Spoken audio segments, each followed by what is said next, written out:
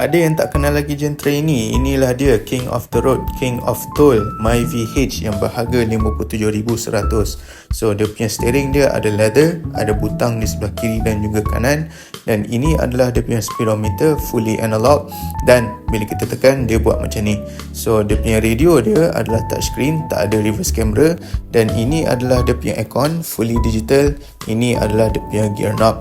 So dia punya dalaman dia adalah fully fabric. So dekat belakang dia punya sitting position dia macam ini. Inilah keluasan untuk seat belakang. So untuk dia punya side driver ni, sebelah kanan ni ada dia punya butang. Kita boleh adjust dia punya ASA, auto high beam, eco idle. Dan yang paling penting sekali adalah ini, built-in toll reader. So untuk dia punya engine pula, engine dia adalah 1.5 liter 4 cylinder dengan output 76 kW dan 137 Nm of torque. So dia punya ruang boot belakang adalah 270 liter dan dia punya spare tire dia sama macam rim luar. Berminat boleh tekan beg biru.